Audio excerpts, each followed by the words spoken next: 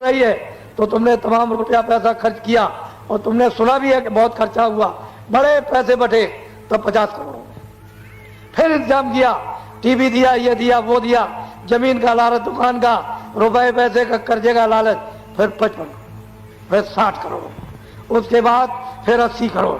अब 2 अरब की आबादी हो गई, तुम रह गए वैसे ही। और बाबा जी कह रहे थे कि ये कोई इसको रोक नहीं सकता। तो तुमने कितना बड़ा अपराध, हत्या, मानो हत्या का, पेट के अंदर जब हत्या होती है तो तुमने नहीं सुना कि वो बच्चे मार दिए तो कृष्ण पैदा हुए? वो बच्चे ही तुम्हारे थे तो बच्चे कृष्ण पैदा हुए। तो पहले समझ लीजिए, तो मनुष्य मारने की बड़ी हत्या, बहुत बड़ी सजा, यानी कुंभी नरक में। तुम पढ़े लिखे हो, तुमने अपने शास्त्रों को देखा है कि कुंभी नरक नाम किसका है? कुछ नहीं, बस आंख बंद किए बस बैठ गए बुद्धि कुंद बना करके। कितनी कड़ी सजाएं मिलती है, कितने दंड मिलते हैं, फिर कहीं निकलना होता वहां से। कितने कितने करोड़ों वर्षों तक सजा मिलती रहती है। जैसे 20 साल की यहाँ मतलब सजा और 40 साल की। अभी एक सजा मिली है, 250 बरस की एक सजा मिली, उसकी तो बेचारे की 100 बरस की भी आयु नहीं है, तो 250 साल की सजा देगी। कहने का मतलब यह है कि सब अकल गुम हो गई। तो ये सब जो आपने किया है तो किधर से ये नहीं रहेगा, ये नहीं रहेगा। अब ये सब चिल्लाने लगे कि मजदूरी नहीं मिलती है, काम नहीं मिलता है, ये लड़के बच्चे को नौकरी मिल जाए। तुमने नहीं देखा ढुलना, एक लकड़ी होती है जो गाय भागती है, भैंस है, बैल है, जब वो भागता है तो उसको यहाँ गले में मार देते हैं तो पैर में खट खट लगता, भागता धीरे धीरे चलता, लटका देते हैं तो एक गले में ढुलना लकड़ी का लगा दिया जाएगा, बांध दिया, खट खट खट खट करेगा। तुम समझ, घर में कहेगा बैठ के क्या करोगे, कहीं मजदूरी करो, कहीं नौकरी करो, बुढ़े हो गए, माँ बाप पढ़ाया लिखाया तो बाहर जाओ, बाहर जाएगा 2-4 महीने धक्के खाएगा, फिर घर में आ जाएगा, फिर यहाँ क्या कर रहे हो? मामूली है, बेचैनी, आग लगेगी, काम मिलेगा नहीं, नौकरी मिलेगी नहीं, बीए में पास कर लिया, डिग्री पास कर ली, रोगे चिल्लाओगे, फिर भगोगे देवी देवता की तरफ, उधर भी कुछ नहीं मिलेगा तो भगोगे फिर महात्माओं की तरफ। अरे महात्मा तो पहले ही तो कह रहे भाई तुम इस रास्ते से चलो तो तुम्हारी मेहनत भी शारीरिक सफल हो जाए और आत्माओं का कल्याण भी हो जाए। तो सुनते ही नहीं, बात ही नहीं सुनी, तो आगे बड़ी तकलीफ आने वाली है। छोटी मोटी तकलीफ नहीं आएगी, इसको आप ध्यान से रखना। तो ये सब जो हो रहा, देखो 400 आपके यहाँ मान लो एमएलए है तो 400 को मंत्री बना दो सब। बिहार में इतना काम है कि अगर 2000 एमएलए सबको मंत्री बना दिया जाए और उनको काम दे दिया जाए तो पूरा नहीं कर सकते, इतना काम बिहार में पड़ा हुआ जनता का काम। तो ये तो मतलब है 10-20, ये 25 क्या कर सकते हैं ये मंत्री? सब जितने एमएलए तुम चुनो सबको मंत्री बना दो और उनसे कह दो कि ये आपका काम है। जब कुर्सी पे बैठ जाओ मंत्री की तब ये कहो मैं मंत्री हूं और ये जितने भी हैं सब मेरे बच्चे। फिर 2 बच्चे 4 नहीं, सब मेरे बच्चे, ब्राह्मण क्षत्रिय हरिजन आदिवासी मुसलमान ये ईसाई कोई भी हो, सब मेरे बच्चे।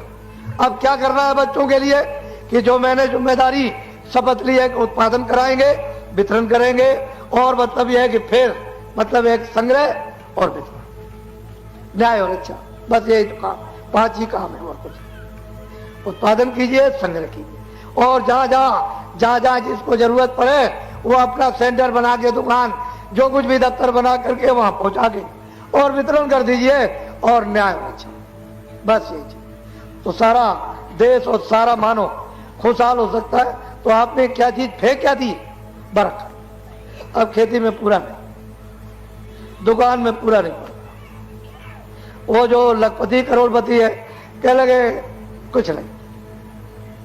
अब आप दफ्तर में काम करते हो, 5000 पाते हो, या 10 कह लगे कुछ नहीं बचता, कुछ बचता ही नहीं, कुछ नहीं बचता, ज्यादा खर्चा होगा। तो ज्यादा खर्चा होगा तो किधर से लाओगे भाई? मतलब यह है कि हम तुम्हारी आमदनी तो 10,000, खर्चा 20,000, बाकी किधर से आए? किधर से लाओगे? तो पूरे नहीं पड़े। क्यों? कि बरकत आपने फेंकी। बरकत ये भगवान की एक विशेष देन थी। और वो कब मिलती थी?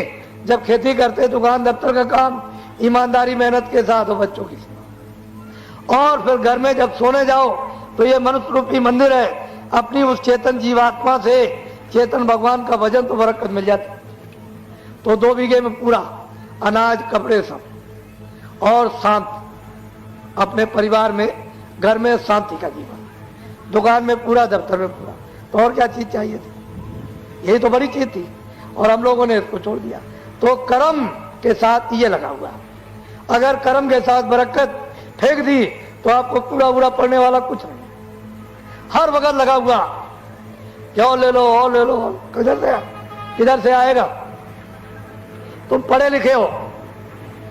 ये जो तमाम 30 साल तक आपने सत्याग्रह किया और आजादी को अपने हाथ में ले लिया, विदेशी चले गए, तो आपको तो सब मिल गया, फौज फाटा, खजाना, ये काश्तकार स्कूल, ये सब आपको मिल गए। अब आपको क्या चाहिए था? तो आप लोगों ने क्या काम किया कि बस जला दो, ट्रेन जला दो, दुकान जला दो, कारखाना जला दो, स्कूल तोड़ दो, दफ्तर तोड़ दीजिए, ये सड़कें तोड़ डालिए, पुल तोड़िए।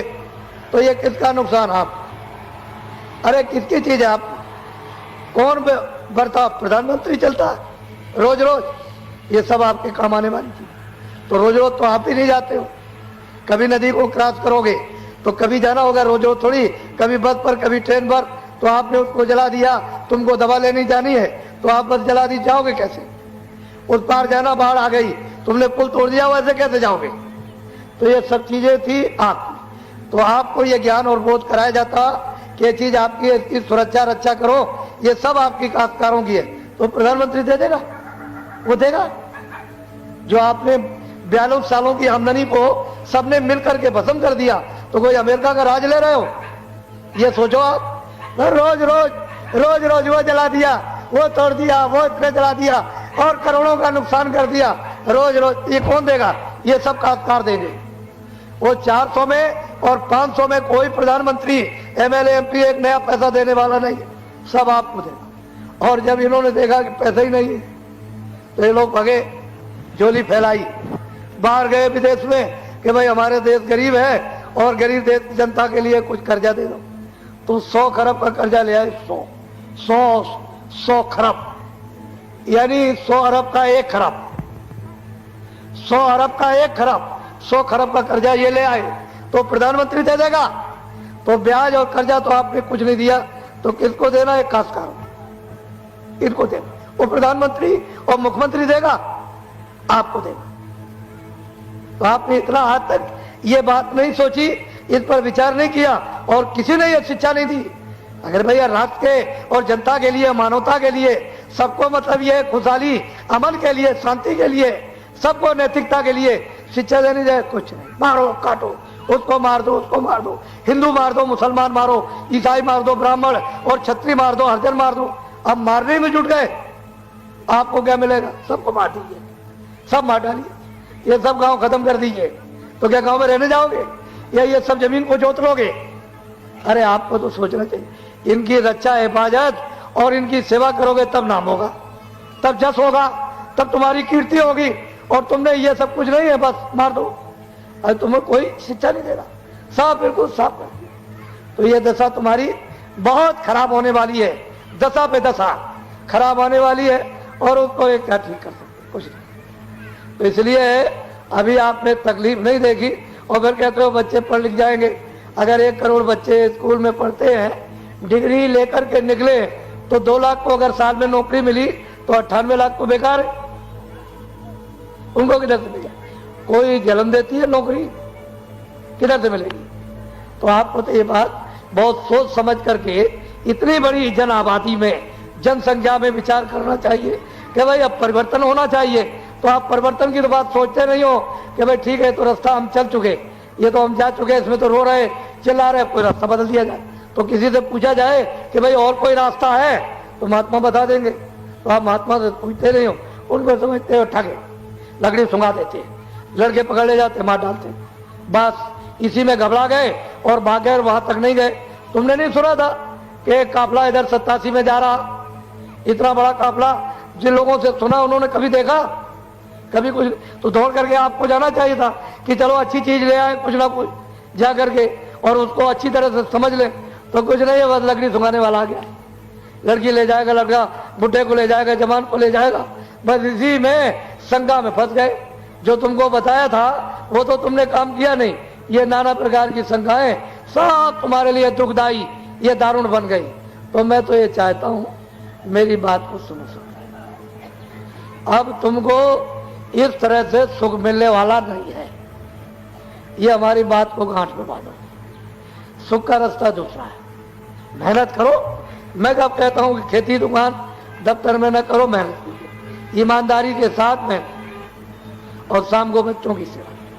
ये दो ही तो ड्यूटी है, और क्या है। कोई अतिथि आ गया हो तो कभी कभी तो कोई भूखा प्यासा आ जाए तो उसको एक गिलास पानी, एक टुकड़ा। अरे माताओं को कहा था कि जब तुम कभी खाना बनाना, रोटी बनाना, आटा जब गूंदना तो उसके पहले इतना सा आटा 1 तोला 1.5 तोला निकाल के हांडी में डाल देना।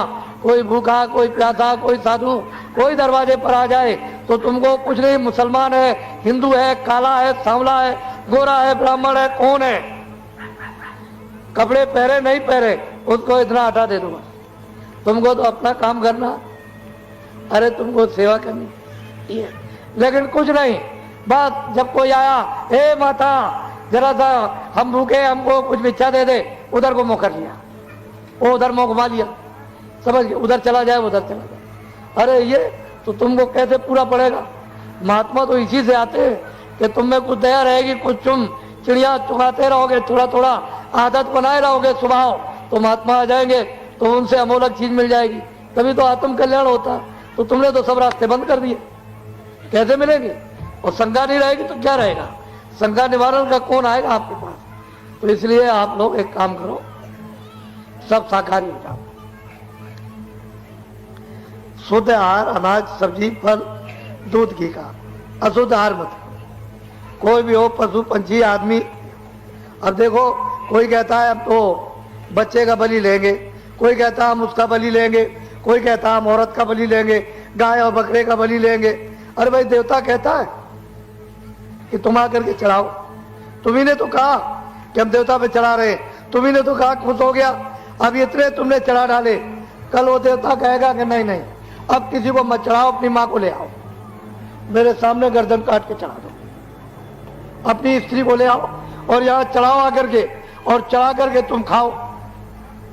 तो तुम कर लोगे ये काम। पहले सोचो, अरे सुधार करो। हे मनुष्यों, इंसानों, ये सजा मिलेगी तुमको, ये मालूम नहीं है, कर्म कर्जा है, ये बहुत कठोर सजाएं मिलती है। वहां कोई बचाने वाला नहीं, वहां तो लाखों करोड़ों मीलों तक आवाज जाती है रोने की, थर्राते हैं उधर। तो महात्माओं ने जो ज्ञान में जो अपनी जीवात्मा को जगा के देखा है, उससे उन्होंने बताया कि अरे भाई ऐसा काम मत करो, नहीं तो वहां बड़े बड़े बादशाह और राजा वहां पीटे जा रहे हैं, और उनको निकलने के लिए करोड़ों वर्षों तक मौका नहीं, ऐसा मत करो। तो शाकाहारी हो जाओ। एक बात, शुद्ध आहार करो। अशुद्ध आहार से तो मन बुद्धि चित्त चंचल हो जाएगी। तो न रामायण की पढ़ोगे, न गीता पढ़ोगे, न मंदिर में पूजा करोगे, न गंगा में स्नान करोगे, क्योंकि तुम्हारा मन बुद्धि चित्त तो चंचल, और बुद्धि जो है वो नष्ट हो गई। और बीड़ी तंबाकू तो पी सकते हो, खा भी सकते हो, मैंने तो कभी खाया नहीं, न पिया है, मुझे तो बीड़ी तंबाकू पता नहीं। पर जो बच्चे 20 साल के हैं अभी तक, जिन्होंने बीड़ी न तो पिए, न तंबाकू पिए, न खाई, बच्चों आप लोग बीड़ी तंबाकू मत पीना, ये बुरी आदत मत डालना। ऐसा कोई नशा मत करो कि आपकी बुद्धि पागल हो जाए। पागल बुद्धि हो गई, माँ को गाली, बाप को गाली, बहन को गाली, लड़कियों को गाली, बच्चों को गाली, स्त्री को गाली, मार दिया बगल में गाली पोस में, और चले जा रहे हो जोर के साथ में, और गड्ढा मिला, झटका लगा और नीचे चले गए, टांग टूट गई और सिर फट गया, तो रोएगा कौन। अरे रुपया पैसा तुम्हारा खर्चा होगा, तुमने देखा क्या हालत। तो ऐसा कोई नशा न रामायण कहती है, न गीता कहती है, न कुरान, न महात्मा भगीर कहते। और तुम लोग वही काम करते हो जो उनके विरोध में हो, जो उनके खिलाफ। मुसलमान भी वही काम, न मोहम्मद को मानते हैं, न कुरान को, और न हिंदू रामायण को, न गीता को, न वेदों को मानते हैं, उनके विपरीत, न वो गंगा जमुना को, न देवी देवता को, विपरीत काम करते हैं। तो जो चीजें आपके लिए बताई हैं अब से समझो, नहीं तो ये समय जाने वाला है तो किराए का मकान है। ये समय पूरा होते ही मकान मालिक फटाक से आपसे ले लेगा और बस ये जमीन पर लेट जाएगा। इसको और क्या कर सकते, जला दो, गाड़ दो। फिर इनके पीछे क्या करोगे, मोह ममता में रो लोगे, बस बात खत्म हो जाएगी। कौन था, कहां से आया, कहां चला गया, क्यों मिला, क्यों नहीं। अरे सोचो समझो, सेवा करो, ठीक है, बच्चे की हो, बच्ची हो, घर में पति हो, पत्नी हो, माँ बाप हो, कि हमारा दायित्व है, कर्तव्य है सेवा करने का। हम इनकी सेवा है हमारी। कोई अतिथि आ गया, उसकी सेवा कर दो, वो आपकी सेवा कर दे, आप उसके यहाँ जाओ, वो उसके यहाँ। और हिंदू मुसलमान और सिख ईसाई छोटे बड़े सब लोग प्यार मोहब्बत से मिलजुल करके रहो, एक दूसरे के काम। सब बाधाएं व्याधाएं सब तकलीफें तुम्हारी धीरे से दूर निकल जाएं और एक दूसरे से प्यार मोहब्बत काम आने लगो। तो फिर झंझट किस बात का, जहां सुमत, घर में सुमत, समाज में सुमत, देश में सुमत, धर्म में सुमत, जहां सुमत तहां संपत नाना, और जहां कुमत घर में कुमत, समाज में कुमत, राज में कुमत और धर्म में कुमत, तो विपत निधाना। आप क्या करोगे। तो बच्चे बच्चियों, मैं अमोलक चीज आपको दूंगा, छोटी ये चीज कोई देगा नहीं। तुम घर में सब फूक कर और तुम ढूंढने निकलो तो नहीं मिलेगा। ये रुपए पैसे से आत्मधन, ये रूहानी खुदाई खजाना, ये दौलत के बांटने से नहीं मिलता कि चलो दुकान बना रखी है दे देंगे कि हमको आत्मधन दे दो तो मिल जाएगा, ऐसे नहीं। वो जब उसकी कृपा और दया मेहरबानी जब होती है उन महापुरुषों पर जो उसको प्राप्त करते हैं, वो फिर आदेश देते हैं कि इन मानव आत्माओं पर आत्मधन की वर्षा कर, तब जाकर के अमूलक चीज ये मनुष्य मंदिर में चलते चलाते ये आपको मिलती है। और इसी धन से, आत्म धन से ही जीवात्मा मरने के पहले मनुष्य मंदिर में जाग जाती है और वो दरवाजा जिसके अंदर बंद है खोल देती है। तो यहीं से स्वर्ग में, वैकुंठ में, यहीं से जाने का रास्ता, इसी मनुष्य शरीर से सीधे वैकुंठ जाओ, स्वर्ग में जाओ, वैकुंठ जाओ, ब्रह्मांड में जाओ, यहीं से आने और जाने का रास्ता अपने घर में। ये तो परदेश है। पुण्य छिड़े मृत लोगे, जब पुण्य छिड़ हो जाए तो स्वर्ग और मृत्यु, स्वर्ग और वैकुंठ से भी मृत लोक में आ जाते हैं। तो इससे ये पता है और आगे आपका घर है, ये भी घर आपका नहीं, ये भी घर आपका नहीं है। तो असल में बात यह है, ये जमीन शरीर के नीचे है और शरीर का आसमान ऊपर, और जीवात्माओं की जमीन ऊपर है और नीचे आसमान है, उल्टा है। तो तुम अपने घर से तुम यहाँ भेज दिए गए हो और यहाँ तुमको फंसा लिया इस मोह ममता में, इस जाल में, माया में। अब तुम बहुत मुद्दत और सदियां और जुग बीत गए, या फंस गए रास्ता भूल। एक ही रास्ता आने का और एक ही वापस जाने का। अब मैं आपको अमूलक चीज दूंगा, उसको लीजिए आप। यहाँ हमारे यहाँ आदमी चाहिए, इंसान चाहिए। तुम जो जात पात का रगड़ा झगड़ा अपने पास रखो। मनुष्य को पूरा अधिकार इस कलयुग में भगवान के भजन करने का दिया गया। कोई भी अमीर गरीब छोटा बड़ा निर्धन, कोई भी ब्राह्मण क्षत्रिय वैश्य बंगी हरिजन, कोई आदिवासी, जिसको मनुष्य शरीर मिल गया उसको पूरा अधिकार, यानी मनुष्य मंदिर में जीवात्मा को जगाकर भगवान के भजन करने का दे दिया। और कलयुग में इतना सुलभ, इतना सहज और आसान है कि सतयुग त्रेता द्वापर कुछ नहीं।